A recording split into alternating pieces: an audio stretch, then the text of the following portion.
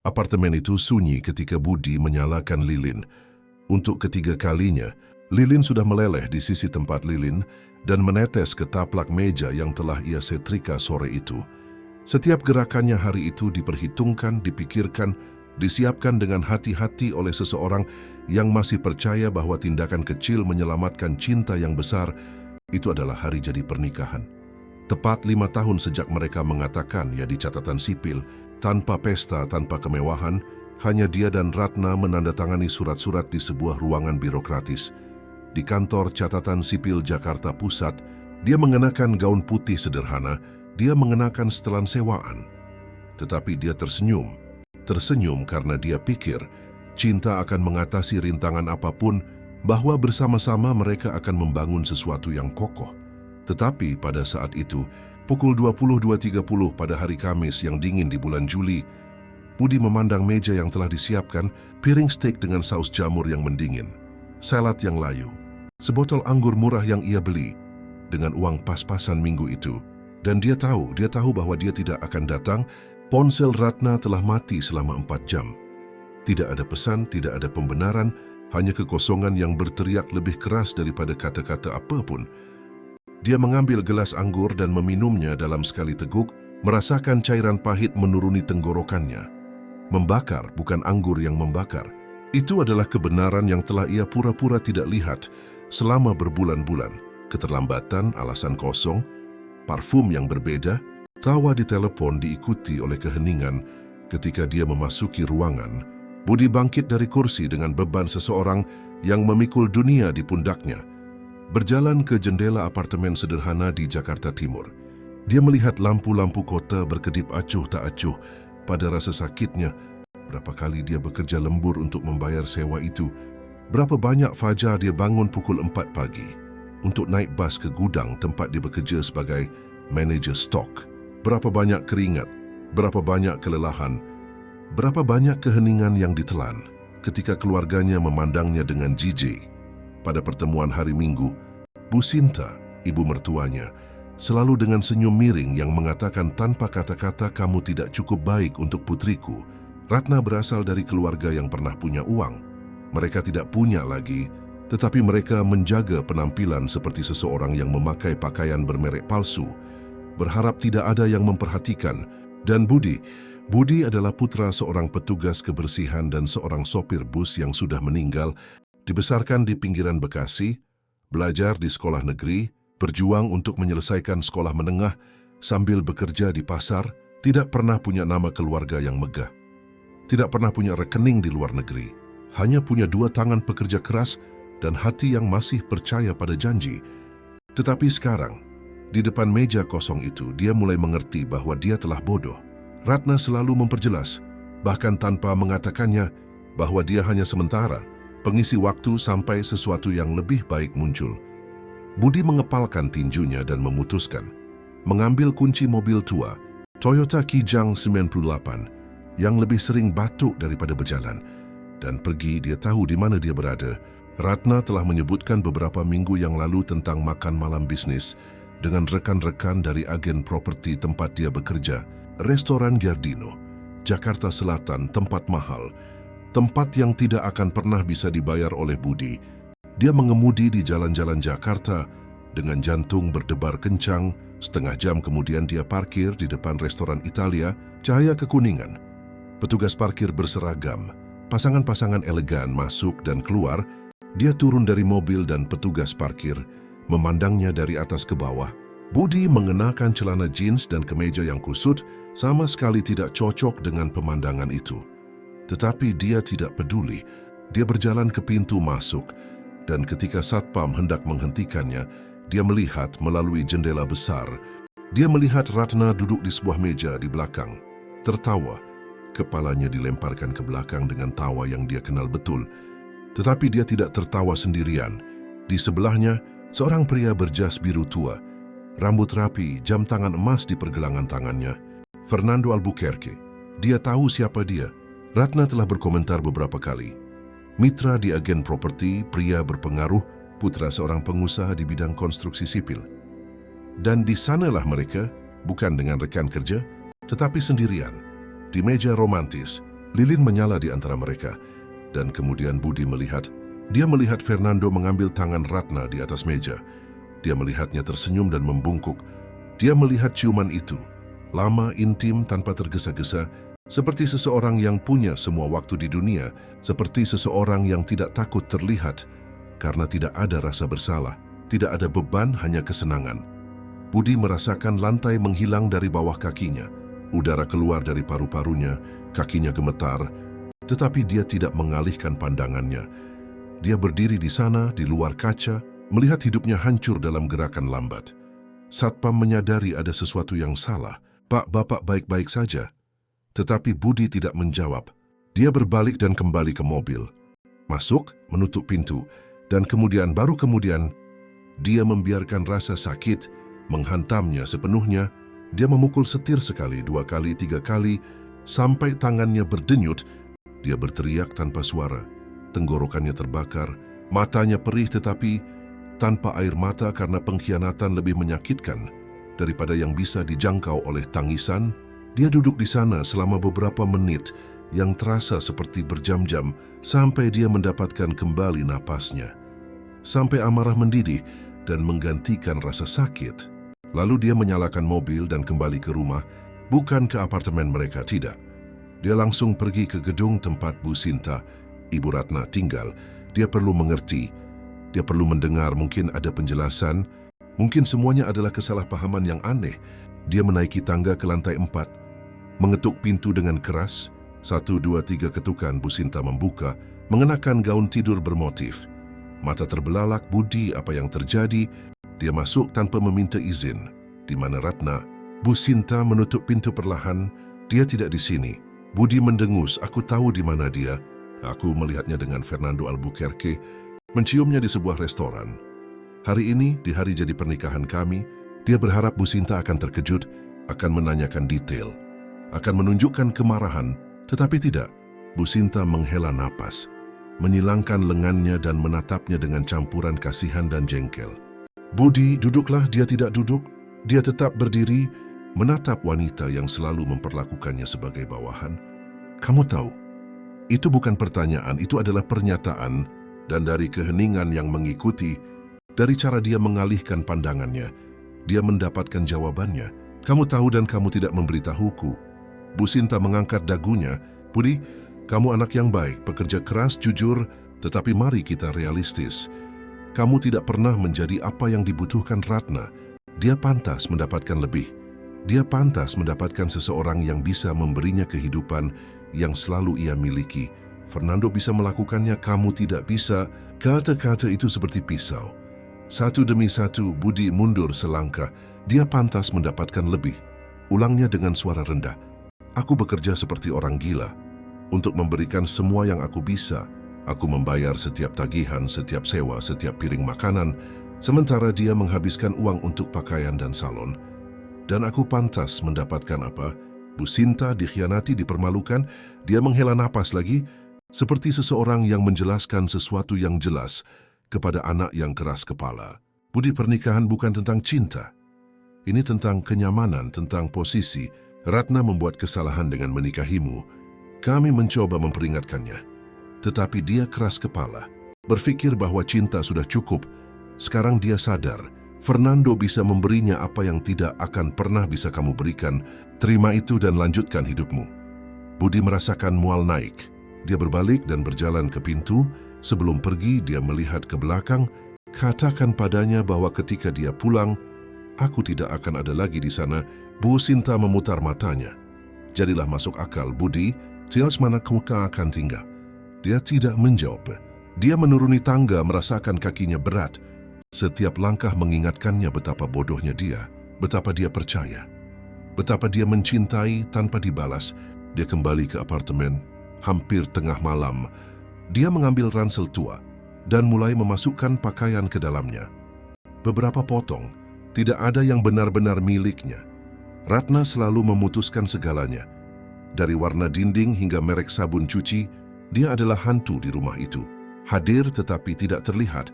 Dia mendengar kunci berputar di gembok. Jantungnya berdebar kencang. Ratna masuk melihat Budi dengan ransel. "Berhenti." Kamu pulang cepat, dia tidak percaya sinismenya. Aku pulang cepat, Ratna, serius. Itu yang ingin kamu katakan. Dia menghela napas, melepas sepatu haknya, melempar tasnya ke sofa. Dengar, Budi, aku akan memberitahumu.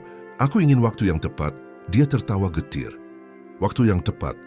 Dan kapan itu? Di ulang tahun pernikahan kita yang ke-10, ke-20, Ratna menyilangkan lengannya. Jangan dramatis. Kamu tahu segalanya tidak baik-baik saja di antara kita. Dia maju selangkah. Aku tahu kamu jauh. Bahwa kamu hampir tidak menatapku. Bahwa kamu hidup dengan ponsel di tanganmu. Tetapi aku pikir betapa bodohnya aku. Aku pikir itu hanya sebuah fase. Bahwa kita akan melewatinya. Dia memutar matanya, Budi, lihat dirimu. Lihat aku, kita tidak cocok. Tidak pernah cocok. Aku mencoba. Aku bersumpah aku mencoba. Tetapi aku tidak bisa lagi. Fernando mengerti aku. Dia memberiku perhatian. Dia membawaku ke tempat-tempat indah. Dia membuatku merasa hidup. Dan aku, Budi, berbisik. Aku membuatmu merasa apa? Dia menatapnya dengan dingin. Kamu membuatku merasa terperangkap, Budi. Terperangkap dalam kehidupan yang biasa-biasa saja. Di apartemen kecil, tanpa perjalanan, tanpa masa depan. Kamu pekerja keras, aku tahu. Tetapi usaha tidak membayar tagihan kartu kredit. Tidak membeli mobil baru, tidak menempatkanku di tempat yang pantas aku dapatkan. Keheningan yang mengikuti memekakkan telinga. Budi selesai menutup ranselnya, jadi begitu 5 tahun terbuang sia-sia karena aku tidak punya cukup uang. Ratna menghela napas, kamu menyederhanakannya. Ini bukan hanya tentang uang, ini tentang ambisi, tentang menginginkan lebih dari hidup. Fernando ingin tumbuh, ingin membangun kerajaan dan kamu puas menjadi manajer stok seumur hidupmu? Budi merasakan darahnya mendidih. Aku puas menjadi jujur, bekerja keras, tidak menginjak orang lain untuk naik. Tetapi tentu saja itu tidak ada artinya bagimu. Dia mendengus, kejujuran tidak mengisi perut Budi. Selamat datang di dunia nyata. Dia mengambil ranselnya, pergi ke pintu. Sebelum pergi, dia menatapnya untuk terakhir kalinya. Kamu akan menyesal, Ratna. Bukan karena telah menukarku, tetapi karena telah menukar cinta sejati dengan kenyamanan. Suatu hari kamu akan menyadari bahwa Fernando menginginkanmu karena penampilanmu, bukan karena siapa dirimu. Dan ketika kamu tidak punya apa-apa lagi untuk ditawarkan, dia akan membuangmu sama seperti kamu membuangku sekarang. Ratna mengangkat bahu. Kurasa aku harus mengambil risiko itu. Dia pergi membanting pintu, menuruni tangga gedung dan pergi ke jalan. Tanpa tujuan, tanpa rencana, tanpa apa-apa, selain pakaian di badannya. Dan rasa sakit yang sepertinya tidak ada habisnya, dia tidur di mobil malam itu. Bangun dengan tubuh sakit dan jiwa yang lebih sakit. Pada hari-hari berikutnya, dia mencari kamar untuk disewa, menemukan sebuah bilik di sebuah losmen di Cakung. Kasur tipis, dinding berjamur, kamar mandi bersama. Tetapi itulah yang bisa ia bayar. Dia mengundurkan diri dari pekerjaannya, karena dia tidak tahan lagi melihat rekan-rekannya kasihan padanya. Berita pengkhianatan menyebar dengan cepat. Kota-kota kecil di dalam kota-kota besar. Semua orang tahu segalanya. Dia menghabiskan minggu-minggu berkeliaran di kota, melakukan pekerjaan serabutan, mengirimkan resume, tetapi depresi adalah beban yang menariknya ke bawah. Sampai suatu pagi di bulan September, seseorang mengetuk pintu kamarnya. Budi membuka, seorang pria tua, setelan abu-abu tanpa celah. Tas kulit di tangannya. Rambut putih disisir ke belakang. Budi Cahyono, dia berkedip, ya itu aku. Pria itu mengulurkan tangannya. Nama saya Tuan Agus Santoso. Saya seorang pengacara. Saya perlu berbicara dengan Anda tentang masalah yang sangat penting. Budi mengerutkan kening. Pasti ada kesalahan. Saya tidak punya tuntutan hukum. Saya tidak punya utang besar. Pengacara itu tersenyum. Ini bukan tentang utang, Tuan Budi, ini tentang warisan, dan sekalian begitulah. Di kamar sempit dan lembab itu, kehidupan Budi mulai berubah dengan cara yang tidak pernah ia bayangkan. Tuan Agus masuk, duduk di satu-satunya kursi yang tersedia, membuka tasnya dan mengeluarkan dokumen. Anda kenal Cahyono bin Slamet? Budi berpikir nama itu samar-samar akrab. Paman saya katanya perlahan saudara laki-laki ayah saya, tetapi saya belum pernah bertemu dengannya secara pribadi. Dia tinggal di luar negeri. Tuan Agus mengangguk, tepat sekali. Paman Anda Cahyono meninggal 3 bulan lalu di Lisbon, Portugal. Dia tidak punya anak, tidak punya istri. dan dia meninggalkan seluruh hartanya untuk Anda. Budi berkedip, apa maksudmu, harta? Pengacara itu menggeser sebuah dokumen di atas meja kecil. Paman Anda adalah pemilik jaringan hotel butik yang tersebar di seluruh Eropa dan 2 resor di Bali, selain investasi saham dan properti. Perkiraan kekayaan bersihnya sekitar 450 miliar rupiah. Ruangan itu berputar. Budi berpegangan pada tepi tempat tidur. Apa Tuan Agus tetap tenang, saya tahu ini banyak untuk diproses, tetapi itu benar, ini dokumennya. Wasiat telah dibuka dan disahkan. Anda adalah satu-satunya ahli waris yang sah. Ada beberapa birokrasi, dokumen yang harus ditandatangani. Tetapi dalam 90 hari, seluruh harta akan secara resmi atas nama Anda. Budi melihat surat-surat itu tanpa bisa membacanya dengan benar. Huruf-huruf itu menari. 450 miliar. Dia hampir tidak bisa membayar sewa kamar losmen. Dan sekarang, mengapa dia meninggalkan segalanya untukku? Kami tidak pernah berbicara, Tuan Agus menjelaskan. Pamanmu mengikuti hidupmu dari jauh. Dia tahu tentang kematian ayahmu. Dia tahu tentang kesulitan yang dihadapi ibumu. Dia ingin membantu beberapa kali, tetapi ayahmu yang sombong selalu menolak. Ketika ayahmu meninggal, Cahyono berpikir untuk mencarimu, tetapi memutuskan untuk menunggu, mengamati pria seperti apa kamu akan menjadi. Dia menyewa penyelidik swasta. Dia tahu tentang pernikahanmu, tentang pekerjaan jujurmu, tentang caramu merawat ibumu sampai akhir, dan dia memutuskan bahwa kamu pantas mendapatkan segalanya. Budi merasakan matanya perih. Dia mengamatiku. Tuan Agus mengangguk, dan dia bangga dia meninggalkan surat untukmu. Dia mengeluarkan sebuah amplop kekuningan dari tasnya. Budi mengambilnya dengan tangan gemetar, membukanya, membacanya, tulisannya tegas, kata-katanya langsung, Budi. Jika kamu membaca ini, aku sudah pergi. Kita tidak saling kenal, tetapi aku mengenalmu. Aku melihat pria seperti apa kamu telah menjadi. Jujur, pekerja keras, setia, semua yang aku coba menjadi dan seringkali gagal. Uang ini milikmu. Gunakan dengan bijak. Jangan membalas dendam, jangan tersesat. Hiduplah dengan baik dan hormatilah nama Cahyono, pamanmu Cahyono. Budi melipat surat itu, menyimpannya di sakunya, menatap pengacara itu. Apa yang harus aku lakukan? Tuan Agus tersenyum. Pertama, tanda tangani dokumen awal ini.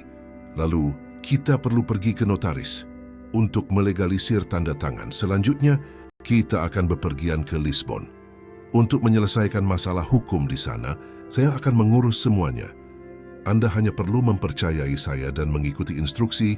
Budi mengangguk masih linglung. Berapa lama waktu yang kita punya? 90 hari untuk penyelesaian total. Tetapi dalam 30 hari, Anda sudah akan memiliki akses ke rekening sementara. Dengan dana yang tersedia untuk kebutuhan mendesak Anda, Budi menarik napas dalam-dalam. Baiklah, mari kita lakukan. Tuan Agus bangkit, menjabat tangannya. Selamat, Tuan Budi. Hidup Anda baru saja berubah. Dan pada saat itulah, di kamar sempit yang berbau apek dan putus asa itu, Budi mengerti bahwa alam semesta punya rencana yang tidak akan pernah berani ia bayangkan. Dan sementara Tuan Agus pamit dan menjadwalkan pertemuan berikutnya, Budi memandang keluar jendela ke kota abu-abu di luar dan berpikir, mungkin rasa sakit itu perlu, mungkin dia perlu menyentuh dasar untuk mengerti bahwa masih ada tanah yang kokoh di bawahnya. Dan dari tanah itu, dia bisa membangun sesuatu yang baru, sesuatu yang nyata, sesuatu miliknya. Dan untuk pertama kalinya dalam beberapa bulan, dia membiarkan dirinya tersenyum. Bukan senyum balas dendam, tetapi senyum harapan, karena sekarang dia punya kesempatan untuk memulai kembali. Dan kali ini, itu akan sesuai dengan aturannya sendiri. Dan sementara takdir menenun benang-benang tak terlihatnya, di sisi lain kota, Ratna tertawa di apartemen mewah Fernando, tanpa tahu bahwa pria yang ia buang seperti sampah akan menjadi apa yang paling ia inginkan, tetapi tidak akan pernah bisa ia miliki lagi. Dan tepat pada titik inilah takdir memutuskan bahwa cerita baru saja dimulai. 30 hari kemudian, Budi sedang duduk di ruang rapat kantor Tuan Agus di Jalan Sudirman. Jendela dari lantai ke langit-langit menunjukkan Jakarta di bawah, kerumunan manusia. Mobil gedung kota yang melihatnya lahir dan hampir menghancurkannya, tetapi sekarang dia memandang dari atas. Secara harfiah, dia mengenakan setelan biru tua yang dibuat khusus. Yang pertama ia beli dalam hidupnya, sepatu Italia, Jam tangan Swiss yang sederhana namun sangat mahal. Rambut dipotong di salon tempat ia membayar lebih dari yang ia hasilkan dalam sebulan penuh di gudang. Tetapi bukan pakaian yang mengubah Budi, itu adalah binar di matanya. Postur tubuhnya, kepastian bahwa ia akhirnya memiliki kendali atas hidupnya sendiri. Tuan Agus masuk dengan lebih banyak surat-surat. Tuan Budi, rekeningnya sudah aktif. Saya telah mentransfer 15 miliar rupiah ke rekening koran pribadi Anda. Sisanya diinvestasikan sesuai arahan tim keuangan. Hotel-hotel di Portugal dikelola oleh direktur lokal. Semuanya berjalan lancar. Anda hanya perlu memutuskan apakah Anda ingin terlibat dalam manajemen atau mempertahankan para profesional saat ini. Budi mengangguk. Untuk saat ini, saya ingin mempertahankan semuanya seperti semula. Saya perlu mempelajari bisnisnya sebelum mengubah apapun. Tuan Agus tersenyum. Keputusan yang bijaksana. Kami juga telah menyelesaikan pembelian apartemen yang Anda pilih, penthouse di SCBD, 400 meter persegi, akta atas nama Anda. Anda bisa pindah kapanpun Anda mau. Budi menarik napas dalam-dalam. Terima kasih Tuan Agus. Untuk semuanya, RSB dari sekadar saat pengacara. Anda telah menjadi pemandu. Pria itu mengangguk. Paman Anda meminta saya untuk merawat Anda dan sudah yang banakan ke saya selabulekan. Semarabik. Berkaitan dengan hal lain, Budi berpikir sinenang. Saya perlu menemukan seseorang, orang tertentu. Tuan Agus mengambil pena. Siapa Budi ragu-ragu? Adik perempuan mantan istri saya, Rina. Pengacara itu mengangkat alis tetapi tidak berkomentar. Saya akan mengaturnya. Budi meninggalkan kantor dan langsung pergi ke penthouse baru. Ketika dia masuk, dia berdiri diam di ruang tamu yang kosong. Lantai kayu terang memantulkan cahaya yang masuk melalui jendela besar. Dekorasi minimalis, sofa krem, meja makan untuk 8 orang, dapur bergaya Amerika, dengan peralatan canggih dan balkon dengan pemandangan kota. Itu semua yang selalu diinginkan Ratna, semua yang dia katakan tidak akan pernah bisa dia berikan, dan sekarang dia memilikinya. Tetapi dia tidak ada di sana untuk melihatnya, dan anehnya, itu tidak sesakit yang seharusnya. Budi berjalan ke balkon, menyalakan sebatang rokok. Dia tidak merokok sebelumnya. Dia mulai setelah perpisahan, sebuah katup pelarian. Dia memandang kota dan memikirkan Rina. Adik bungsu Ratna, dia selalu berbeda. Di mana Ratna ambisius dan dingin, Rina baik dan seorang pemimpi. Dia bekerja sebagai guru sastra di sebuah sekolah negeri di pinggiran Jakarta. Gajinya kecil, tinggal di apartemen sederhana. Tetapi dia memiliki sesuatu yang tidak pernah dimiliki Ratna, jiwa. Budi teringat makan siang hari Minggu di rumah Bu Sinta. Ratna dan ibunya berbicara tentang merek dan status. Sementara Rina duduk diam di sudut, membolak-balik buku. Dia akan memulai percakapan. Dia akan tersenyum malu-malu. Mereka berbicara tentang Pramoedia Anantatoer, tentang Chairil Anwar, tentang hal-hal yang dianggap Ratna buang-buang waktu. Ada satu saat beberapa tahun yang lalu, di sebuah pesta akhir tahun, dia dan Rina sendirian di balkon sementara yang lain minum di dalam. Dia berkata, kamu pantas mendapatkan yang lebih baik dari ini, Budi. Dan dia pura-pura tidak mengerti, tetapi dia mengerti. Dia mengerti bahwa dia melihat dalam dirinya apa yang tidak pernah dilihat Ratna. Nilai dan sekarang kaya bebas berubah. Budi ingin melakukan sesuatu yang tidak direkomendasikan oleh logika, tetapi diminta oleh hati. Dia ingin bertemu Rina lagi. Bukan untuk balas dendam, bukan untuk memamerkan uang di depan keluarga, tetapi karena dia adalah satu-satunya di klan itu yang memperlakukannya sebagai manusia. 2 hari kemudian, Tuan Agus menelepon. Saya menemukan Rina Lestari, tinggal di Jalan Mawar, apartemen 42. Bekerja di SMA Negeri 10. Budi mencatat semuanya. Terima kasih. Dia menutup telepon dan menatap kertas itu. Haruskah aku pergi? Apakah adil muncul begitu saja? Dia memutuskan ya. Pada hari Kamis berikutnya, dia menunggu di tempat parkir sekolah. Pukul 5 sore, siswa keluar, guru-guru lelah pulang. Dan kemudian dia melihat Rina. Rambut coklat diikat ekor kuda sederhana, kacamata, rok midi biru tua, blus putih, tas besar penuh buku catatan. Dia berjalan perlahan, seperti seseorang yang membawa kelelahan seharian mengajar remaja yang tidak tertarik. Budi turun dari mobilnya, BMW hitam baru yang ia beli minggu sebelumnya. Rina, dia berhenti, berbalik, matanya terbelalak. Budi, Suaranya keluar dalam bisikan, dia mendekat. "Hai Rina, bolehkah aku berbicara denganmu?" Dia melihat sekeliling seolah-olah mengharapkan seseorang muncul. "Tada deh, apa yang mau larufat di sini?" Dia menunjuk ke kafe di sudut. "Bisakah kita bicara di sana?" Dia mengangguk masih bingung. Mereka masuk ke kafe sederhana, memesan 2 kopi hitam. Duduk di meja di sudut, dia mengamatinya mencoba mengerti. "Kamu terlihat berbeda," katanya akhirnya. Budi tersenyum, "Banyak yang telah berubah, Rina." Dia mengaduk kopinya tanpa meminumnya. "Aku dengar tentang perceraian, tentang apa yang dilakukan Ratna." Dia menunduk. "Maafkan aku, kamu tidak pantas menerima itu." Dia melambaikan tangannya. "Tidak apa-apa sebenarnya. Kurasa itu hal terbaik yang bisa terjadi." Dia mengangkat matanya terkejut. "Benarkah?" Dia mengangguk.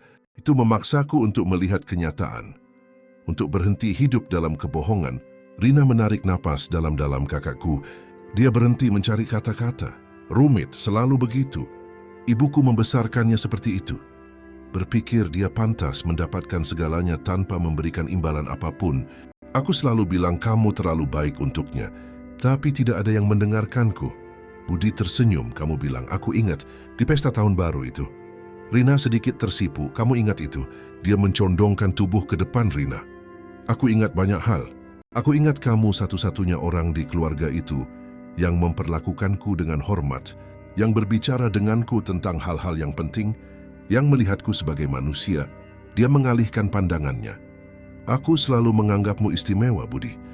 Aku selalu berpikir kakakku gila karena tidak menghargai apa yang dimilikinya. Keheningan yang mengikuti dipenuhi dengan sesuatu yang tak terucapkan." Budi memecah ketegangan. "Aku perlu memberitahumu sesuatu." Dia mengubah topik pembicaraan. Dan dia menceritakan semuanya. Warisan, paman, jutaan hotel, semuanya.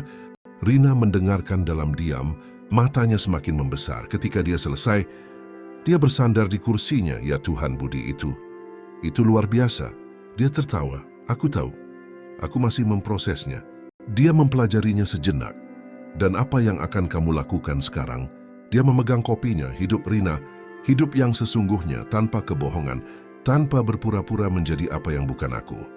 Dan mungkin jika kamu mau, aku ingin kamu menjadi bagian dari kehidupan baru ini." Dia berkedip. "Apa maksudmu?" Dia ragu-ragu dengar. "Aku tahu ini terdengar aneh, bahwa mungkin ini terlalu cepat, tetapi kamu selalu istimewa bagiku. Bahkan ketika aku menikah dengan kakakmu, ada sesuatu dalam dirimu, sebuah cahaya, sebuah kebaikan. Dan sekarang setelah aku bebas, aku tidak bisa berhenti berpikir bahwa mungkin ada sesuatu di sini, di antara kita. Sesuatu yang nyata."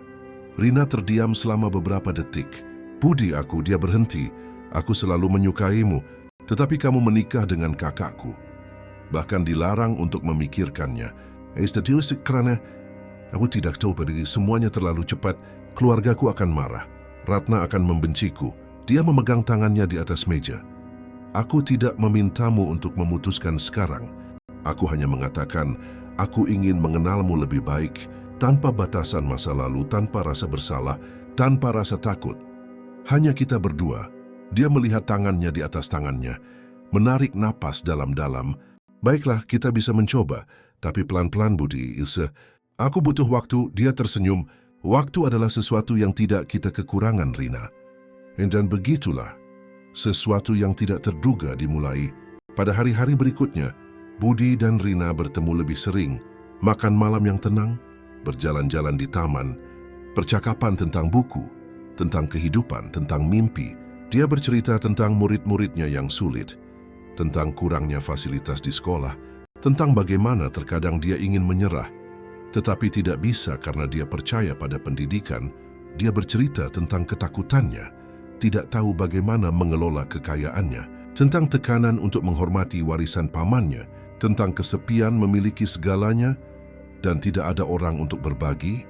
Dan dalam setiap percakapan, hubungan mereka semakin kuat sampai suatu malam di bulan Oktober, setelah makan malam di sebuah restoran Jepang yang tenang.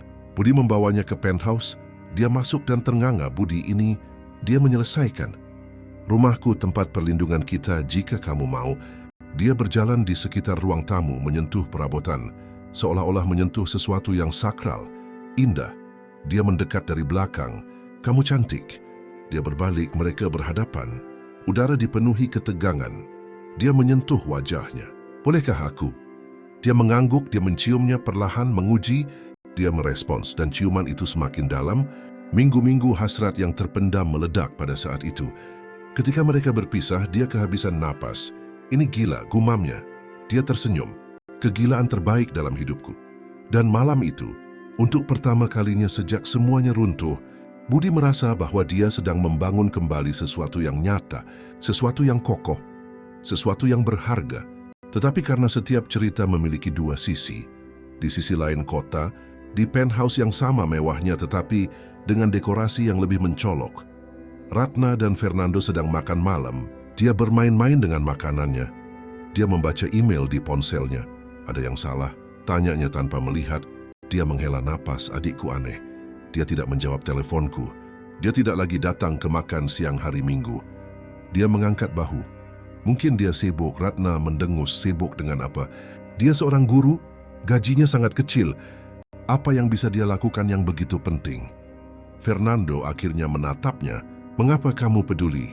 Kalian tidak pernah dekat. Ratna memutar matanya. Dia adikku, aku harus peduli. Tetapi dia benar, mereka tidak pernah dekat. Ratna selalu melihat Rina sebagai inferior. Adik yang miskin, adik yang tidak punya ambisi, adik yang puas dengan remah-remah. Tetapi sekarang ada sesuatu yang berbeda. Sebuah intuisi mengganggu Ratna. Dan dia memutuskan untuk menyelidiki. Pada hari Sabtu berikutnya, dia muncul tanpa pemberitahuan di apartemen Rina. Dia membunyikan bel pintu dengan paksa. Tidak ada yang menjawab. Dia menelepon, pesan suara, frustrasi. Dia kembali ke rumah, tetapi pada percobaan kedua, pada hari Rabu dia berhasil. Rina membuka pintu. Terkejut Ratna, apa yang kamu lakukan di sini? Ratna masuk tanpa diundang, melihat sekeliling. Apartemen sederhana yang sama seperti biasanya. Kita perlu bicara. Dia duduk di sofa tua. Rina menutup pintu. Tentang apa? Ratna menyilangkan kakinya. Tentangmu. Kamu menghindariku. Aku ingin tahu kenapa. Rina menghela napas. Aku tidak sedang menghindar. Aku hanya sibuk. Ratna menyipitkan matanya. Sibuk dengan apa, Rina? Kamu tidak pernah menyembunyikan sesuatu. Apa yang terjadi? Dan saat itulah pintu kamar tidur terbuka. Budi keluar dengan handuk. Dia baru saja mandi. Rina, kamu lihat di mana aku meletakkan. Dia berhenti ketika melihat Ratna. Keheningan itu memekakkan telinga. Ratna bangkit perlahan. Matanya beralih dari Rina ke Budi. Tidak, bisiknya, ini tidak mungkin terjadi. Budi menenangkan diri, memasang ekspresi netral. Ratna, dia menemukan suaranya. Kamu, dia menunjuk ke arahnya. Kamu bersama adikku. Rina maju selangkah. Ratna, biarkan aku jelaskan. Ratna tertawa. Tawa histeris. Jelaskan apa? Bahwa kamu tidur dengan mantan suamiku. Bahwa kamu mencurinya dariku. Rina mendengus. Mencuri? Kamulah yang putus dengannya. Kamulah yang mengkhianatinya. Dan lihat dia dengan handuk di rumahnya. Dia tidak hanya berkunjung. Ratna berbalik ke arah Budi. Kamu melakukan ini untuk membalas dendam padaku, kan? Budi menyilangkan lengannya. Ini bukan tentangmu, Ratna. Tidak pernah. Ini tentang aku dan Rina. Tentang apa yang kami rasakan satu sama lain. Ratna maju selangkah mengancam. Rasakan. Dia meludahkan kata itu. Kamu tidak merasakan apa-apa, Budi. Kamu seorang pecundang, seorang manajer gudang yang menganggur. Mungkin kamu menggunakan adikku untuk mendapatkan tempat tinggal. Budi tersenyum. Senyum tenang yang membuat Ratna semakin marah. Sebenarnya, Ratna, aku bukan lagi manajer gudang. Banyak hal telah berubah sejak kita berpisah. Dia mengerutkan kening. Apa maksudmu?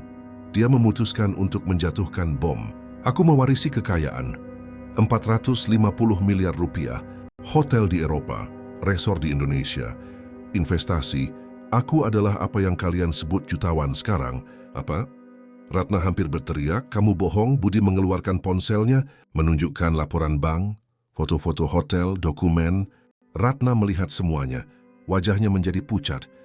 Ini tidak mungkin nyata, gumamnya. Rina menyentuh lengannya. Itu nyata, Ratna. Dia mewarisi semuanya dari seorang paman. Ratna menjauh dari sentuhan itu seolah-olah terbakar, menatap mereka berdua. Dan kalian bersama sekarang menertawakanku. Rina menggelengkan kepalanya. Tidak ada yang menertawakanmu. Ratna, kamu memilih Fernando, kamu memilih untuk putus dengan Budi. Kamu tidak bisa mengeluh jika dia move on, tetapi Ratna tidak mendengarkan. Kemarahan, keterkejutan, kecemburuan, semuanya bercampur aduk. Kalian akan menyesal, katanya dengan racun dalam suaranya. Aku akan memberitahu semua orang. Ibu Fernando, aku akan membuat kalian membayarnya. Budi tetap tenang. Lakukan apa yang menurutmu harus kamu lakukan, Ratna. Tetapi ketahuilah bahwa kami tidak melakukan kesalahan. Kamu dan aku sudah bercerai. Aku dan Rina adalah orang dewasa yang bebas. Kami tidak berutang penjelasan padamu. Ratna keluar membanting pintu. Meninggalkan keheningan yang berat. Rina duduk di sofa gemetar, ibuku akan membunuhku. Budi duduk di sebelahnya, memeluknya. Kita akan menghadapinya bersama. Dia menatapnya. Kamu yakin tentang ini? Tentang kita, dia mencium keningnya. Aku tidak pernah seyakin ini tentang apapun dalam hidupku. Dan dalam pelukan itu, saat badai terbentuk di luar, mereka menemukan kedamaian. Tetapi kedamaian tidak pernah bertahan lama ketika ada hati yang terluka dan kebanggaan yang terluka di sepanjang jalan. Dan Ratna marah dan terhina, akan melakukan apa saja untuk menghancurkan apa yang sedang mereka bangun. Karena baginya, melihat Budi bahagia, melihatnya kaya, melihatnya bersama adiknya, adalah hukuman terburuk yang bisa ada. Dan jauh di lubuk hatinya, di tempat yang tidak dia akui bahkan pada dirinya sendiri, Ratna mulai menyadari bahwa dia telah membuat kesalahan terbesar dalam hidupnya dan bahwa sekarang tidak ada jalan kembali. Dan kesadaran itu lebih menyakitkan daripada pengkhianatan apapun, lebih dari perceraian apapun. Karena itu adalah rasa sakit penyesalan, dan penyesalan tidak ada obatnya, hanya hidup bersamanya. Berita itu menyebar seperti api. 3 hari setelah kejadian di apartemen Rina, seluruh keluarga Lestari tahu. Bu Sinta menelepon Rina 12 kali berturut-turut. Ketika akhirnya diangkat, dia mendengar teriakan, "Kamu sudah gila, Rina. Terlibat dengan mantan suami kakakmu." Wanita macam apa yang melakukan itu? Rina menarik napas dalam-dalam mencoba tetap tenang. "Bu, aku dan Budi terhubung setelah perceraian. Kami tidak melakukan kesalahan." Bu Sinta mendengus, "Tidak ada yang salah. Kamu menghancurkan sisa-sisa keluarga." Ratna hancur. Fernando putus dengannya karena ini. Rina merasakan jantungnya sesak. "Apa maksudmu putus?" Bu Sinta melanjutkan dengan racun dalam suaranya. Dia bilang dia tidak mau bersama wanita yang keluarganya memalukan, bahwa adiknya tidak bermoral, bahwa itu mencerminkan buruk padanya. "Puas kamu menghancurkan hidup kakakmu." Rina merasakan rasa bersalah naik tetapi melawannya. Bu Ratna putus dengan Budi. Mengkhianatinya, mempermalukannya. Dialah yang menghancurkan pernikahannya sendiri. "Bukan aku," Bu Sinta berteriak. Tapi dia tidak menyangka dia akan kaya. Tidak ada yang menyangka, jika kami tahu, segalanya akan berbeda dan sekarang kamu yang selalu menjadi orang yang benar. Yang baik mencurinya darinya. Rina merasakan amarah mendidih. "Aku tidak mencuri siapapun, Bu. Budi memilihku. Memilihku karena aku memperlakukannya dengan hormat, karena aku melihat nilainya di luar uang." Sesuatu yang tidak pernah dilakukan Ratna. Bu Sinta terdiam selama beberapa detik. Yang menegangkan, "Kamu keluar dari keluarga," katanya dengan dingin. "Selama kamu bersamanya, kamu bukan lagi putriku. Jangan menginjakkan kaki di rumah ini lagi." Rina merasakan sakit yang menusuk. "Bu, jangan lakukan itu." Panggilan itu terputus. Rina menatap telepon, tangannya gemetar. Budi masuk ke ruangan, melihatnya pucat. Apa yang terjadi? Dia menceritakan semuanya. Dia memeluknya erat. "Maafkan aku, Rina. Aku tidak ingin kamu kehilangan keluargamu karena aku." Dia menyandarkan kepalanya di dadanya. "Mereka yang kehilanganku, Budi, bukan sebaliknya. Keluarga sejati tidak melakukan itu. Tidak memihak, tidak menghukum cinta." Dia menjauh untuk menatap matanya. "Kamu yakin ingin melanjutkan ini? Masih ada waktu untuk mundur." "Aku mengerti." Jika dia membungkamnya dengan ciuman. "Aku yakin," katanya tegas, "kamu adalah hal terbaik yang pernah terjadi padaku. Aku tidak akan menyerah karena tekanan mereka." Dia tersenyum lega. "Kalau begitu, mari kita lakukan dengan cara yang benar. Mari kita tunjukkan bahwa kita serius." Dia memiringkan kepalanya. "Apa maksudmu?" Dia memegang tangannya. "Menikah denganku, Rina, bukan untuk balas dendam, bukan untuk provokasi, tetapi karena aku mencintaimu. Karena aku ingin membangun kehidupan denganmu. Karena kamu satu-satunya yang melihatku ketika aku tidak terlihat. Rina merasakan air mata memenuhi matanya. Budi, kamu yakin? Ini terlalu cepat. Dia tersenyum. Ketika kamu tahu dan aku tahu kamu orang yang tepat, jadi maukah kamu menikah denganku? Dia tertawa sambil menangis. Ya, aku mau menikah denganmu. Mereka berciuman dan pada saat itu, di tengah kekacauan dan penolakan keluarga, mereka menemukan kedamaian. Mereka memutuskan untuk tidak mengadakan upacara besar. Mereka langsung pergi ke kantor catatan sipil 2 minggu kemudian. Hanya mereka berdua dan Tuan Agus sebagai saksi. Rina mengenakan gaun putih sederhana. Dia mengenakan setelan biru tua. Mereka bertukar cincin sederhana, mengucapkan ya dengan senyum lebar. Dan ketika petugas menyatakan mereka suami istri, Budi menciumnya seolah-olah mereka tidak hanya menyegel persatuan hukum, tetapi janji perlindungan bersama terhadap seluruh dunia. Tuan Agus membawa mereka makan siang di sebuah restoran Prancis yang mewah. Mereka bersulang dengan sampahnya. Rina tertawa. Aku masih tidak percaya aku sudah menikah. Budi memegang tangannya di atas meja. Percayalah, Nyonya Cahyono. Dia tersipu dengan nama keluarga barunya. Kedengarannya aneh. Dia tertawa, kamu akan terbiasa. Tuan Agus mengamati pasangan itu dengan senyum kebapakan. Pamanmu akan bangga, Budi. Kamu menemukan seseorang yang nyata, bukan seseorang yang menginginkan uang, tetapi seseorang yang menginginkan pria itu. Budi mengangguk, aku tahu, aku sangat beruntung. Rina meremas tangannya. Keberuntungan ada di pihakku. Mereka menyelesaikan makan siang dan Budi membawa Rina pulang. Penthouse itu sekarang milik mereka. Dia telah pindah minggu sebelumnya, hanya membawa buku, pakaian, dan kenangan. Semuanya muat dalam 3 kotak. Tetapi sekarang ruang itu adalah rumah. Mereka telah mengubah salah satu kamar menjadi perpustakaan. Rak buku dari lantai ke langit-langit, kursi baca, lampu berdiri. Itu adalah tempat perlindungannya, dan Budi suka melihatnya di sana, kaki ditekuk di kursi. Kacamata di ujung hidungnya tersesat dalam pramoedia atau Chairil Anwar, tetapi kedamaian itu tidak berlangsung lama. Pada hari Senin setelah pernikahan, Budi menerima telepon dari Tuan Agus. Kita perlu bicara segera.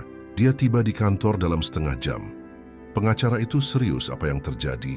Tuan Agus mendorong surat panggilan ke seberang meja. Mantan istrimu menuntutmu, mengklaim bahwa sebagian dari warisan seharusnya menjadi miliknya karena kalian masih menikah ketika paman meninggal, meskipun perceraian baru diresmikan setelahnya. Budi mengambil kertas itu. Ini konyol, dia mengkhianatiku, mengusirku dari rumah. Tuan Agus mengangguk, aku tahu, dan kita akan membuktikannya. Tetapi dia menyewa pengacara yang agresif, Marcel Ananda, yang dikenal karena kasus-kasus sulit. Mereka akan mencoba menyeret ini dan menodai citramu. Budi mengepalkan tinjunya.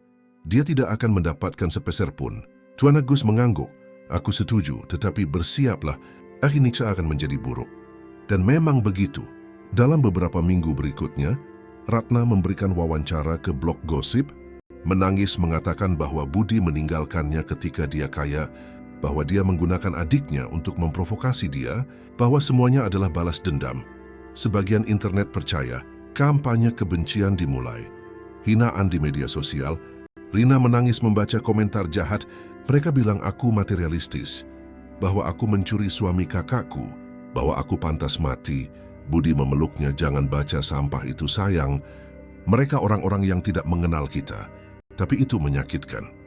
Menyakitkan melihat Rina menderita. Menyakitkan mengetahui bahwa keluarganya telah berpaling. Sampai suatu hari, pulang dari sekolah, Rina didekati oleh wartawan di depan rumahnya. Benarkah kamu menikah dengan mantan iparmu? Dia mencoba lewat, mereka memblokir. Apakah kalian merencanakan ini sebelum perceraian? Rina membantah, tidak. Tolong biarkan aku lewat. Mereka bersikeras. Kamera di wajahnya, mikrofon didorong. Budi tiba pada saat itu. Keluar dari mobil dan menempatkan dirinya di antara dia dan wartawan. Pergi dari sini sekarang atau aku panggil polisi. Seorang wartawan mengejek. Jutawan melindungi selingkuhannya. Budi maju tetapi Rina menahannya. Tidak ada gunanya. Mereka masuk ke gedung sementara wartawan meneriakkan pertanyaan. Di lift, Rina pingsan, aku tidak tahan lagi. Budi kuat, mungkin kita harus mat. Dia memotong, tidak. Kita tidak akan menyerah. Kita tidak akan membiarkan mereka menang. Kita akan menuntut karena pencemaran nama baik. Kita akan mengungkap kebenaran. Mereka menyewa agen pers. melakukan wawancara eksklusif untuk sebuah program TV terkemuka. Duduk berdampingan dan menceritakan semuanya. Pernikahan yang penuh kekerasan, pengkhianatan Ratna, perceraian, warisan yang datang kemudian, cinta yang lahir tulus antara dia dan Rina. Mereka menunjukkan dokumen, bukti, garis waktu lengkap, dan perlahan, air pasang berbalik. Orang-orang mulai mengerti, mendukung. Ratna kehilangan kredibilitas. Gugatannya ditolak karena kurangnya bukti. Dia harus membayar biaya, tetapi kekalahan publik lebih buruk daripada kekalahan financial. Fernando tidak kembali. Tidak ada pria kaya lain yang ingin mendekat. Dia sendirian di apartemen yang ia sewa dengan sedikit uang yang ia miliki. Bu Sinta mencoba mempertahankan sikapnya, tetapi juga menderita. Teman-teman klubnya mulai bertanya tentang menantu jutawan,nya, tentang Rina, dan dia tidak punya jawaban. Yang tidak akan mengungkapkannya sebagai penjahat. Pada suatu sore di bulan Desember, 3 bulan setelah pernikahan, Rina berada di perpustakaan ketika resepsionis menelepon. Ada seorang wanita yang ingin naik. Bu Sinta Lestari. Rina membeku. Budi sedang rapat. Dia harus memutuskan sendiri. Biarkan dia naik. Beberapa menit kemudian, bel pintu berbunyi. Rina membuka. Bu Sinta ada di sana, tampak lebih tua, rambut lebih putih. Kantung mata yang dalam, Bu. Bu Sinta menatap putrinya. Bolehkah aku masuk? Rina memberi jalan. Dia masuk dan berdiri diam di ruang tamu, melihat sekeliling. Semua ini milikmu. Rina mengangguk. Milik kami, milikku dan Budi. Bu Sinta duduk tanpa diundang. Aku datang karena dia berhenti. Aku datang karena aku membuat kesalahan. Kesalahan yang mengerikan. Rina menyilangkan lengannya. Kesalahan apa, Bu? Menolakku, mencoretku dari warisan, mendukung kebohongan Ratna. Bu Sinta menunduk semua itu. Aku salah. Budi adalah pria yang baik. Selalu begitu. Aku tidak melihatnya karena aku dibutakan oleh status, oleh uang, oleh penampilan, dan sekarang aku kehilangan kedua putriku. Ratna tidak lagi berbicara denganku. Dia menyalahkanku karena kehilangan Fernando, dan kamu berhak membenciku. Rina duduk di kursi di seberangnya. Aku tidak membencimu, Bu. Aku hanya kecewa. Kamu memilih nilai yang salah. Kamu memilih penampilan daripada karakter. Bu Sinta menyeka air mata. Aku tahu dan aku membayar mahal. Aku datang untuk meminta maaf. Aku tidak berharap kamu menerimaku kembali. Aku hanya ingin kamu tahu bahwa aku menyesal. Rina terdiam selama beberapa detik. Aku bisa memaafkan, Bu. Tapi melupakan akan butuh waktu. Kamu menyakitiku, menyakiti Budi. Dan aku tidak tahu apakah hubungan kita akan kembali seperti dulu. Bu Sinta mengangguk. Aku mengerti, aku hanya minta satu kesempatan. Kesempatan untuk mengenal lebih baik pria yang kamu pilih, untuk membangun kembali jembatan. Rina berpikir Budi tiba pada saat itu. Masuk dan berhenti ketika melihat Bu Sinta. Dia bangkit. Budi, aku datang untuk meminta maaf. Kepadamu dan putriku. Aku tidak adil, kejam, berprasangka. Kamu selalu menjadi pria yang baik. Dan aku tidak melihatnya. Dia melihat ke arah Rina. Dia mengangguk sedikit. Dia menghela napas. Bu Sinta, apa yang Anda lakukan menyakitkan, tetapi jika Rina bersedia memberi kesempatan, aku juga bersedia. Tetapi itu akan lambat, sedikit demi sedikit. Hanya tindakan yang akan membangun kembali kepercayaan, bukan kata-kata. Dia mengangguk. Aku menerima syarat-syarat ini. Aku akan membuktikan bahwa aku telah berubah. Dia pergi tak lama setelah itu, meninggalkan pasangan itu sendirian. Rina bersandar pada Budi. Apakah kamu pikir dia benar-benar berubah? Dia mencium kepalanya. Aku tidak tahu, sayang, tetapi semua orang pantas mendapatkan kesempatan penebusan. Kita lihat saja. Dan begitu perlahan luka mulai sembuh. Bu Sinta mulai mengunjungi mereka seminggu sekali. Pada awalnya tegang, formal, tetapi seiring waktu dia santai, mulai tertawa mendengar lelucon Budi. Memuji makanan yang dibuat Rina, bertanya tentang bisnisnya dengan minat yang tulus Ratna. Di sisi lain semakin tenggelam, kehilangan pekerjaannya di agen properti setelah skandal, mencoba memulai bisnis sendiri, tetapi tanpa modal dan tanpa reputasi, bangkrut dalam 6 bulan. Harus pindah ke apartemen yang lebih kecil, lalu lebih kecil lagi, sampai akhirnya kembali ke rumah ibunya, di sebuah kamar lajang yang tidak berubah sejak masa remajanya. Dan di sana, dikelilingi oleh poster-poster tua dan mimpi-mimpi yang hancur, Ratna akhirnya menghadapi kebenaran. Dia menghancurkan segalanya. Dia menghancurkan pernikahan sejati demi ilusi. Dia menghancurkan hubungan dengan adiknya karena kesombongan. Dia menghancurkan hidupnya sendiri karena keserakahan. Dan sekarang, melihat Rina bahagia, melihat Budi makmur, melihat mereka membangun sesuatu yang indah, rasa sakitnya tak tertahankan. Pada suatu malam di bulan Januari, mabuk dan putus asa, Ratna menelepon Budi. Pukul 2 pagi, dia menjawab dengan mengantuk, "Halo Budi." Suaranya keluar terisak, "Ini aku." Dia duduk di tempat tidur, Rina terbangun di sebelahnya. "Ratna, apa yang kamu mau?" Dia terisak, "Aku hanya ingin mengatakan bahwa aku menyesal. Aku menyesali segalanya. Kamu adalah semua yang aku butuhkan. Dan aku membuangnya, aku bodoh, aku egois, aku..." Dia memotong, "Ratna, kamu mabuk, tidurlah." Dia bersikeras, "Aku masih mencintaimu, Budi, aku selalu mencintaimu. Aku hanya tidak tahu bagaimana menunjukkannya." Dia menghela napas, "Tidak, Ratna. Kamu tidak pernah mencintaiku. Kamu mencintai gagasan memiliki seseorang yang melayanimu, yang menafkahimu, yang memujamu tanpa meminta imbalan apapun. Tetapi cinta sejati bukan itu. Cinta adalah kemitraan. Itu adalah rasa hormat. Itu adalah melihat orang lain. Dan kamu tidak pernah melihatku." Dia menangis lebih keras, "Aku melihatnya sekarang. Sudah terlambat." Dia setuju, "Sudah terlambat, Ratna.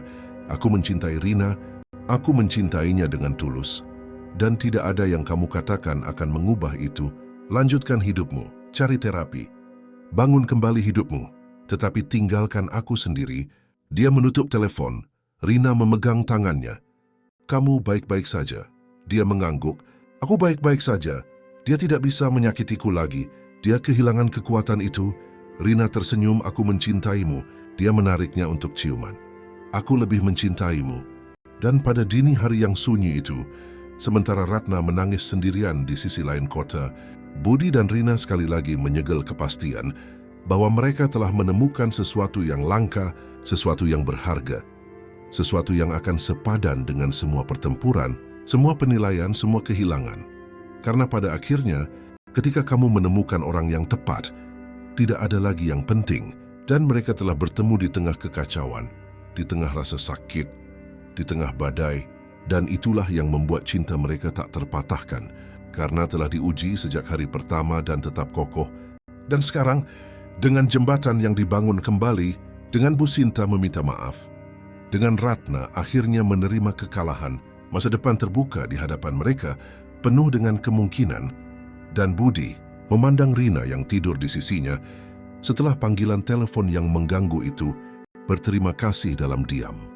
Berterima kasih kepada paman yang tidak pernah ia kenal, berterima kasih kepada rasa sakit yang membentuknya, bahkan berterima kasih kepada pengkhianatan yang membebaskannya, karena segalanya, benar-benar segalanya, membawanya ke sana, ke tempat tidur itu, ke wanita itu, ke kehidupan yang akhirnya masuk akal. Dan untuk pertama kalinya sejak mengetahui pengkhianatan di restoran itu berbulan-bulan yang lalu, Budi tidur dengan nyenyak, kedamaian total, kedamaian sejati. Karena dia tahu bahwa apapun yang terjadi selanjutnya, dia tidak akan sendirian. Dia akan memiliki Rina di sisinya, dan itu sudah cukup. Itu lebih dari segalanya. Itu semua yang selalu ia butuhkan, tetapi tidak pernah ia miliki sampai sekarang. 6 bulan setelah pernikahan, Rina mengetahui bahwa dia hamil. Dia melakukan tes pada suatu pagi di bulan Maret 3 kali untuk memastikan. Ketiga garis merah muda itu meneriakkan kebenaran yang sama. Dia akan menjadi seorang ibu. Dia menunggu Budi pulang dari kantor. Dia masuk dengan tas kerja di tangan. Dasi dilonggarkan, lelah tetapi tersenyum melihatnya. "Hai sayang, bagaimana harimu?" Dia tidak bisa menahannya. Dia mengulurkan tes itu. Dia melihatnya tanpa mengerti pada awalnya. Lalu matanya terbelalak. "Apakah ini yang aku pikirkan?" Dia mengangguk dengan air mata mengalir. "Kita akan punya bayi."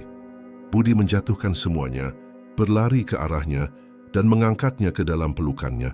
Berputar, tertawa, menangis, "Ya Tuhan Rina, kita akan menjadi orang tua."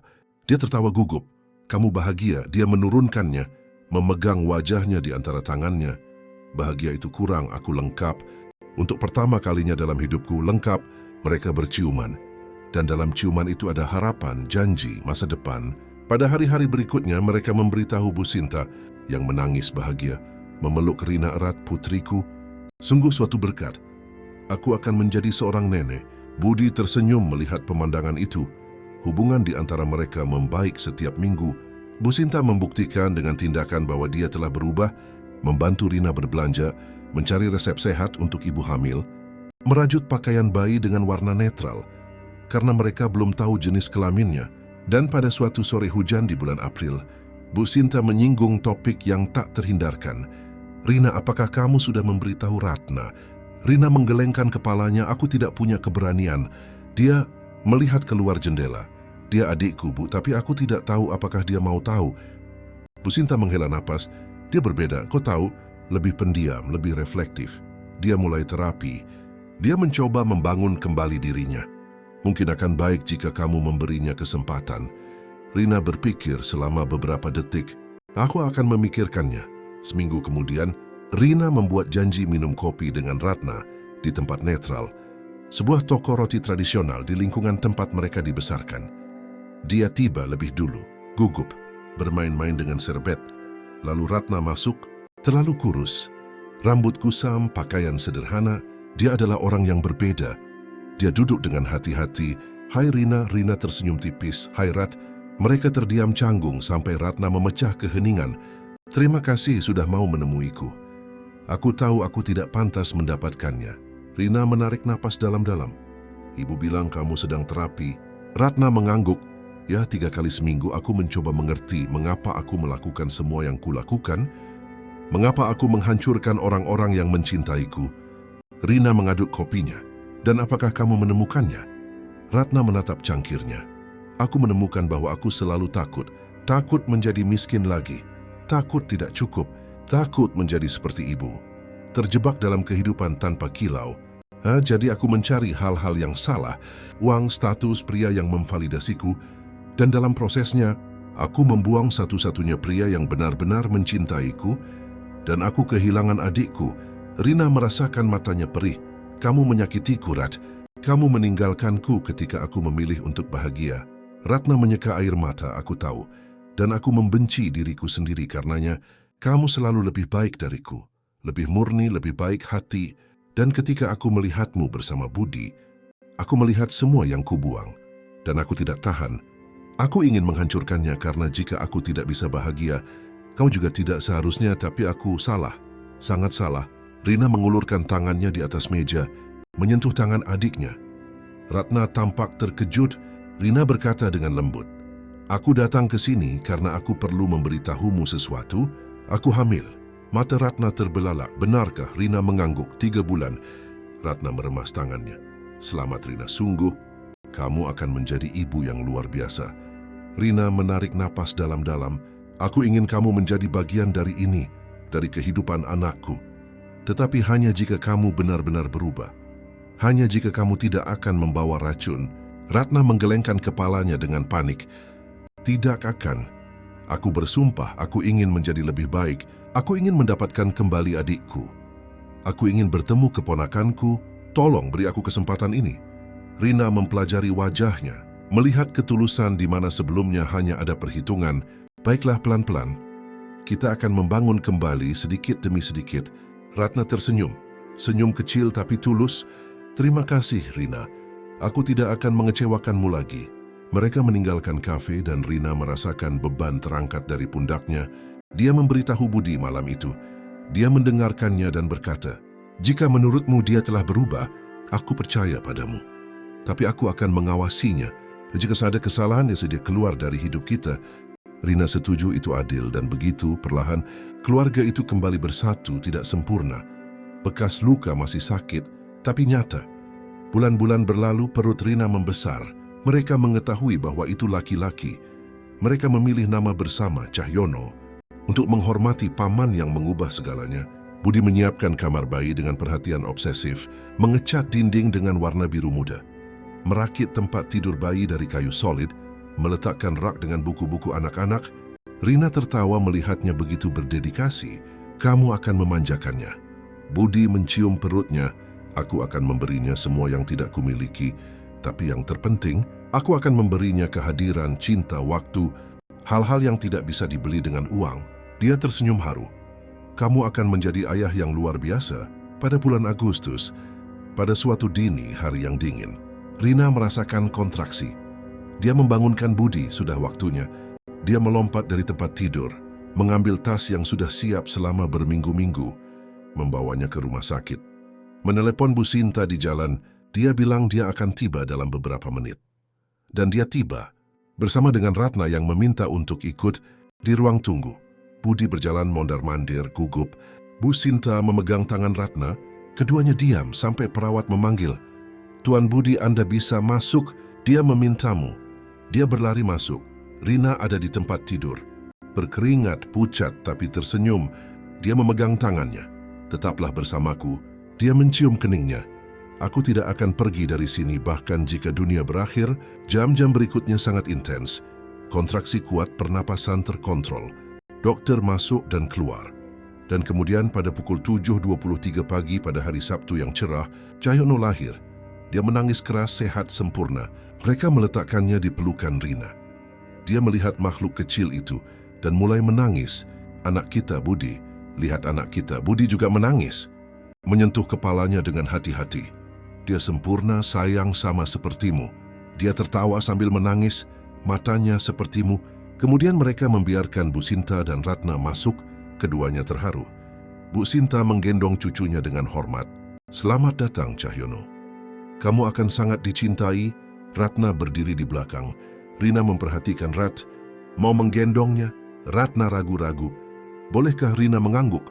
Bu Sinta memberikan bayi itu padanya. Ratna menggendongnya dengan hati-hati. Melihat wajah kecil itu dan sesuatu di dalam dirinya hancur, semua kepahitan, semua kecemburuan, semuanya larut di hadapan kepolosan itu. "Maaf," katanya pada Rina. "Maaf untuk semuanya jika dia tumbuh setengah dari dirimu. Dia akan menjadi pria yang luar biasa."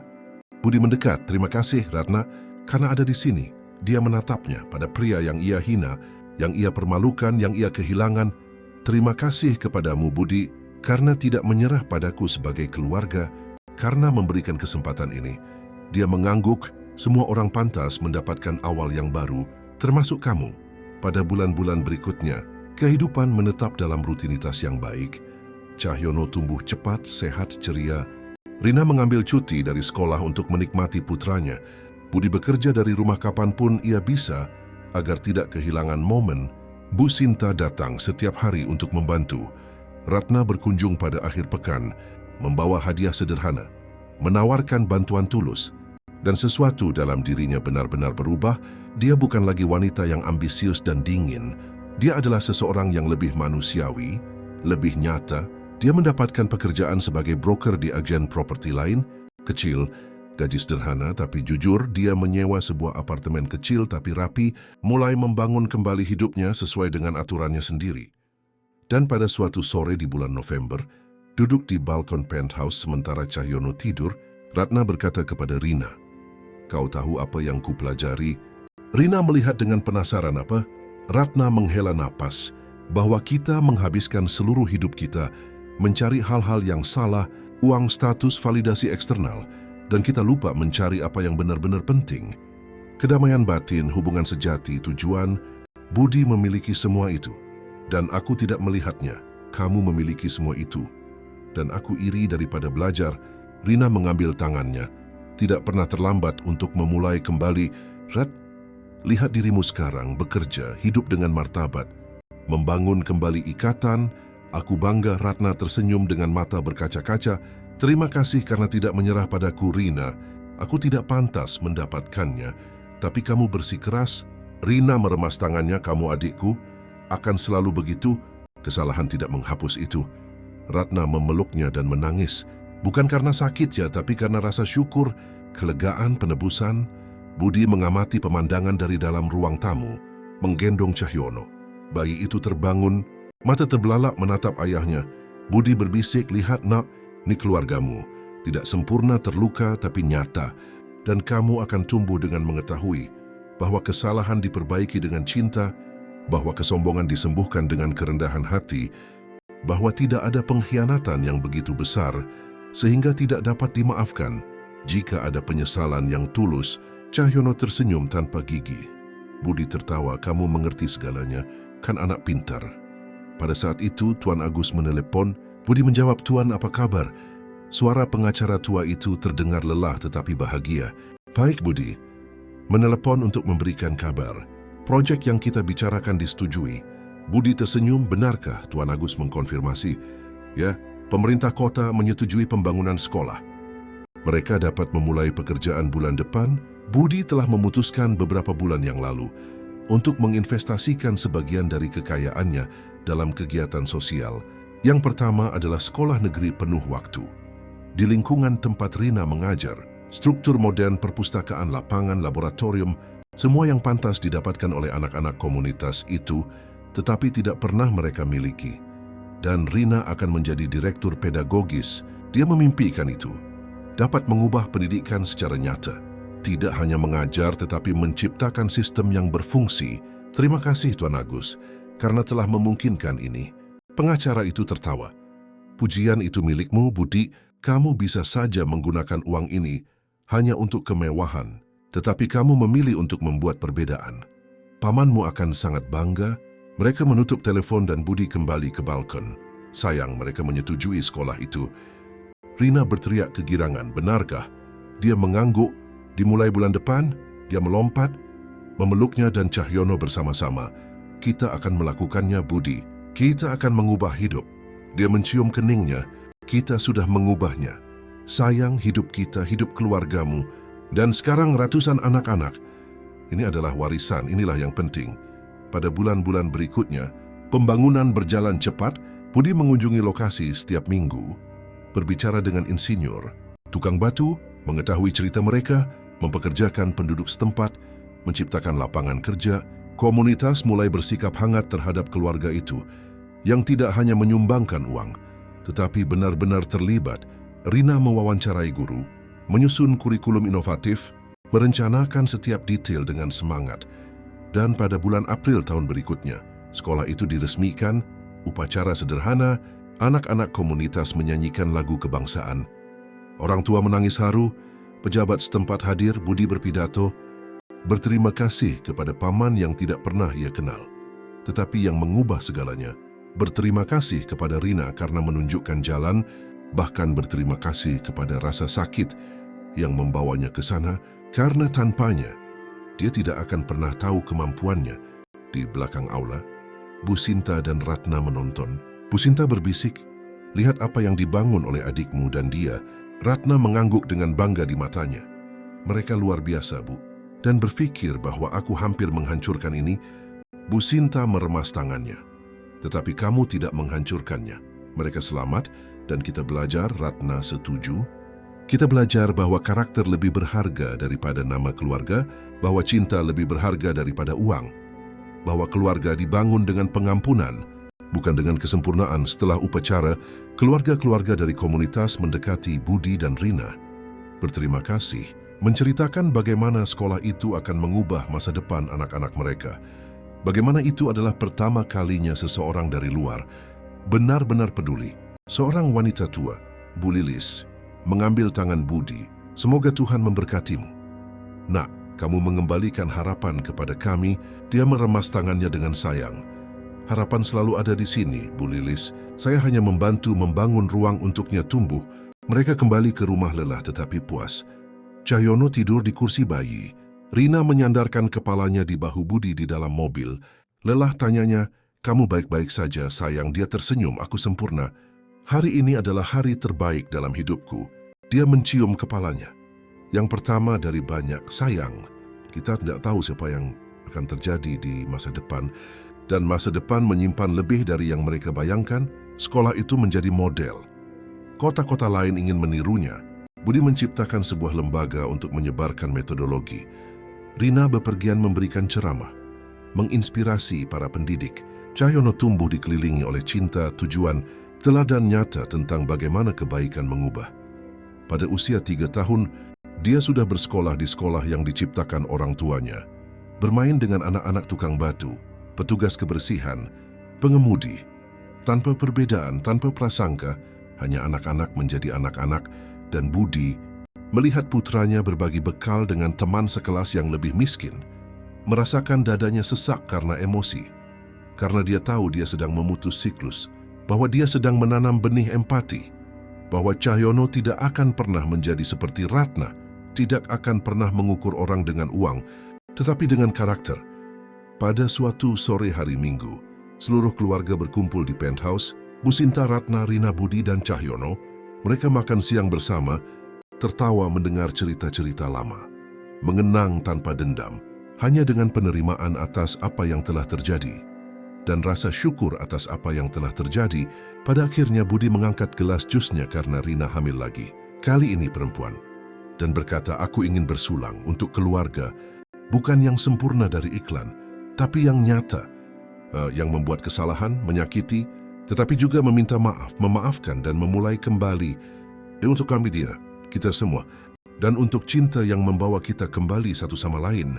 Semua orang bersulang, bahkan Cahyono dengan cangkir jusnya, dan pada saat itu dikelilingi oleh orang-orang yang ia cintai.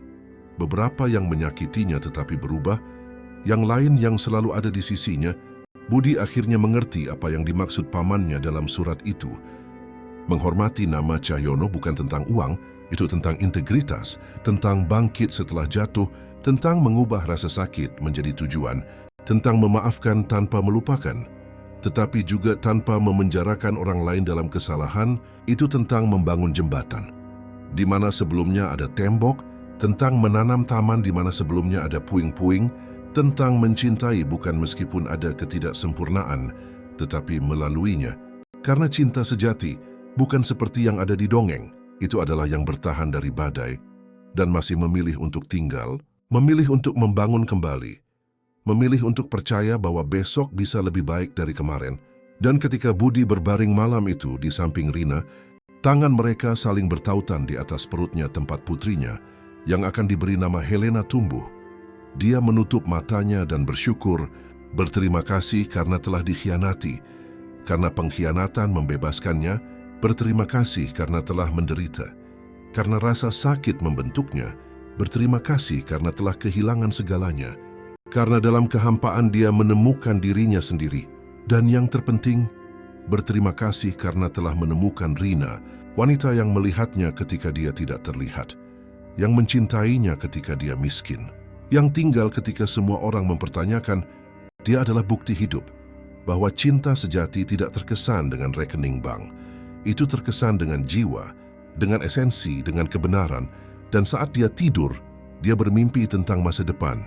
Dengan Cahyono dan Helena tumbuh kuat dan baik hati. Dengan sekolah yang berkembang dan menyentuh lebih banyak kehidupan. Dengan Ratna akhirnya berdamai dengan dirinya sendiri. Dengan Bu Sinta menjadi tua dikelilingi oleh cucu-cucunya.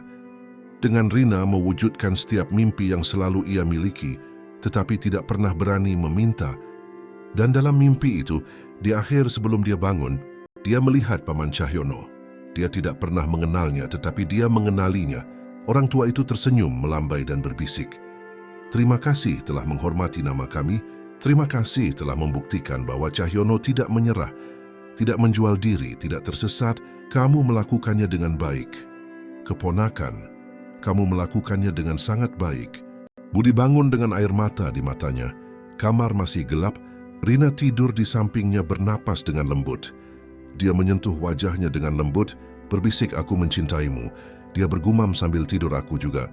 Dan dia tahu dengan segenap jiwanya, bahwa dia telah menemukan tempatnya di dunia, bukan di rumah-rumah mewah, bukan di hotel-hotel mewah, bukan di pesta-pesta masyarakat kelas atas. Itu di sana, di tempat tidur itu, di samping wanita itu, membangun keluarga yang tidak sempurna tapi nyata. Warisan yang tidak diukur dengan uang, tetapi dengan kehidupan yang disentuh, dengan jembatan yang dibangun, dengan hati yang disembuhkan, dan itu lebih berharga daripada warisan apapun, karena warisan finansial akan habis, tetapi warisan karakter melintasi generasi. Dan Budi Cahyono, anak laki-laki miskin dari pinggiran yang menjadi jutawan, tetapi tidak pernah kehilangan esensinya, sedang menulis sebuah cerita yang akan diceritakan oleh cicitnya dengan bangga, bukan karena kekayaan, tetapi karena kemanusiaan, karena kemampuannya mengubah abu menjadi api, pengkhianatan menjadi awal yang baru, rasa sakit menjadi tujuan, dan itulah yang ia lakukan, tidak sendirian, tetapi di samping orang-orang yang benar-benar penting, Dan ketika matahari terbit pagi itu, mewarnai langit dengan emas dan oranye, menerangi kota yang menyaksikan kejatuhan dan kebangkitannya, Budi bangkit, pergi ke jendela, memandang Jakarta di bawah, dan tersenyum karena dia tahu bahwa hidup telah memberinya pelajaran terbesar, bahwa kamu bisa kehilangan segalanya dan tetap memiliki segalanya. Selama kamu memiliki cinta, tujuan dan keberanian untuk memulai kembali sebanyak yang diperlukan, dan dengan pemikiran itu terukir di jiwanya, dia kembali ke tempat tidur memeluk Rina, merasakan tendangan putrinya di perutnya, mendengar Cahyono memanggil ayah dari kamar sebelah, dan mengerti bahwa itu, saat sederhana dan sempurna itu, adalah arti sebenarnya dari kekayaan, dan tidak ada, sama sekali tidak ada, yang bisa mengambilnya darinya, karena itu diperoleh bukan dengan uang, tetapi dengan hati. Dan apa yang diperoleh dengan hati akan tetap selamanya. Akhir cerita. Jadi apa pendapat Anda tentang kisah Budi dan Rina, perjalanan rasa sakit, transformasi dan penebusan ini, jika kisah ini menyentuh hati Anda?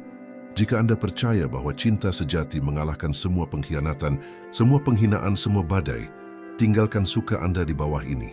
Berlangganan saluran kisah mengharukan, agar tidak ketinggalan narasi emosional seperti ini. Dan di kolom komentar beritahu saya, apakah Anda akan memaafkan pengkhianatan seperti yang dilakukan Budi terhadap Ratna? Apakah Anda akan memberikan kesempatan kedua kepada keluarga seperti yang dilakukan Rina? Atau apakah Anda percaya bahwa beberapa jembatan tidak dapat dibangun kembali? Pendapat Anda sangat berarti bagi kami, karena setiap cerita yang kami ceritakan di sini bukan hanya hiburan. Itu adalah cerminan kehidupan nyata, pilihan yang kita buat, konsekuensi yang kita hadapi, dan awal baru yang selalu mungkin terjadi ketika ada keberanian dan cinta sejati. Jadi jangan lupa suka, berlangganan, komentar, dan bagikan cerita ini dengan seseorang yang perlu percaya bahwa tidak peduli seberapa dalam Anda jatuh, selalu mungkin untuk bangkit, membangun kembali dan bahagia lagi. Karena pada akhirnya, seperti yang dibuktikan Budi, balas dendam terbesar bukanlah menghancurkan orang yang menyakitimu, tetapi membangun kehidupan yang begitu indah, sehingga mereka merasa kehilangan karena tidak menjadi bagian darinya. Peluk erat, dan sampai jumpa di kisah emosional berikutnya di sini di saluran ini.